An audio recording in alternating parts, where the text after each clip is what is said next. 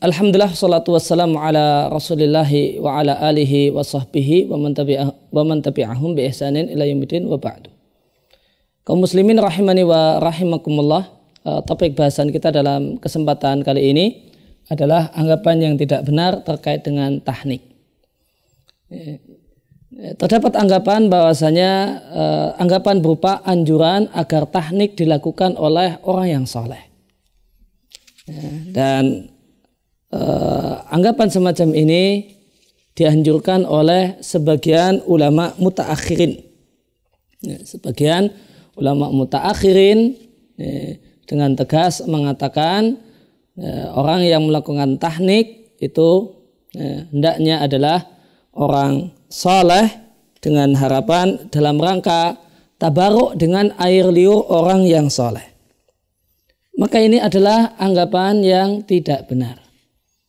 Atau sebelumnya anggapan ini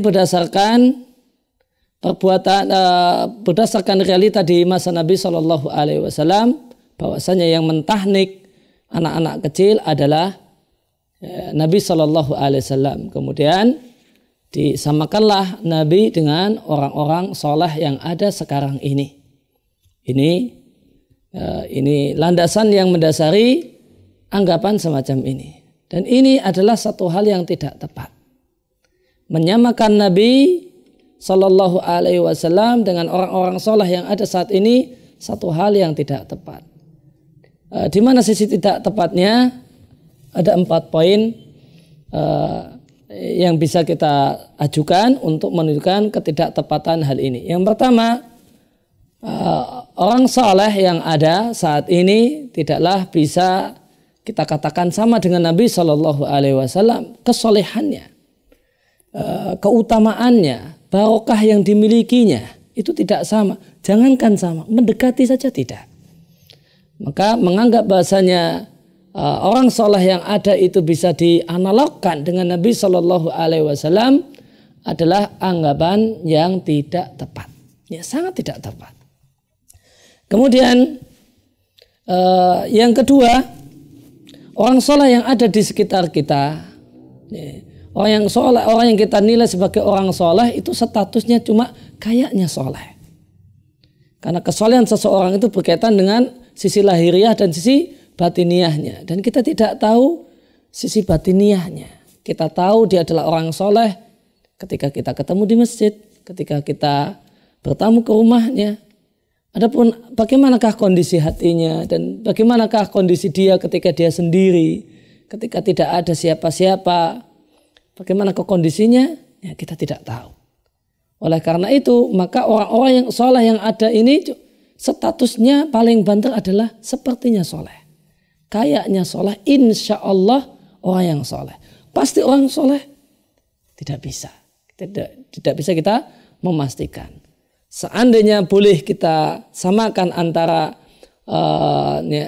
orang-orang soleh dengan Nabi, sehingga kita pun mengalap berkah air liurnya dalam tahnik sebagaimana para sahabat mengalap berkah air liur Nabi dalam tahnik, maka itu hanya berlaku untuk orang yang pasti orang yang soleh. Kalau sekedar insya Allah orang yang soleh, tentu menyamakannya adalah satu hal yang tidak tepat. Dan realitanya tidak ada orang yang bisa kita pastikan 100% saya jamin dia orang yang soleh. Adanya insya Allah beliau adalah orang yang soleh. Nampaknya beliau adalah orang yang soleh. Kemudian yang ketiga, kita tidak mengetahui akhir kehidupan orang-orang yang kita anggap sebagai orang-orang yang soleh. Padahal tolak ukur penilaian adalah bagaimanakah kondisi terakhirnya. Adakah kita tahu bahasanya dia akan tetap jadi orang soleh sampai akhir hayatnya? Bisakah kita menjamin dia adalah orang yang soleh sampai beliau meninggal dunia? Kita tidak bisa menjamin.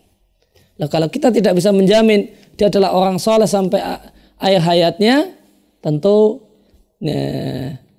tidaklah tepat kita tabaruk, kita ngalap berkah dengan air liurnya.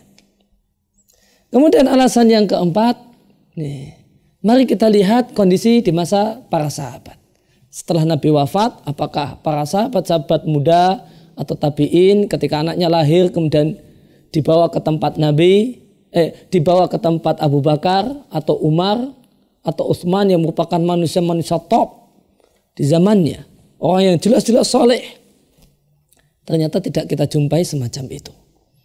Ya, tidak kita jumpai sahabat-sahabat setelah Nabi wafat, sahabat atau tabi'in bawa anaknya untuk ditahnik oleh Abu Bakar dan Umar dalam rangka ngalap berkah air liur Abu Bakar dan Umar.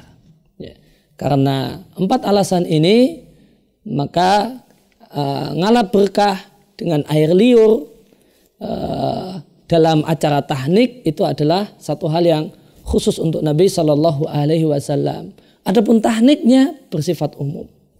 Ya, syariat tahnik berlaku umum untuk Nabi dan selain Nabi. Adapun ngalap berkah dengan air liurnya, maka itu khusus hanya berlaku untuk Nabi Sallallahu Alaihi Wasallam. Kemudian berkaitan dengan masalah tahnik, siapakah orang yang melakukan tahnik? Maka yang melakukan tahnik adalah orang yang hadir, keluarga yang hadir saat lahirnya si bayi, saat begitu dia lahir. Ya, maka tidak harus orang tertentu, boleh jadi ayahnya, boleh jadi ibunya. Di antaranya adalah yang telah kita bahas di pertemuan yang lewat, anaknya Imam Ahmad dari budak yang beliau kumpuli ditahnik oleh ibunya sendiri. Kemudian berkaitan poin terakhir berkaitan dengan masalah tahnik, maka yang sesuai dengan sunnah Nabi Shallallahu Alaihi Wasallam, tahnik itu menggunakan korma. Gimana jika tidak ada korma? Gimana jika tidak ada korma? Maka jawabnya, jika tidak ada korma, maka para ulama memfatwakan hendaknya ditahnik dengan sesuatu yang manis, madu atau selainnya. Demikian pembahasan kita tentang masalah tahnik bayi. Mudah-mudahan ini jadi ilmu yang bermanfaat, ilmu yang bisa kita amalkan dan bisa kita sebarluaskan kepada kawan, kepada saudara, kepada tetangga dan semua orang yang kita bisa berbagi ilmu dengan mereka.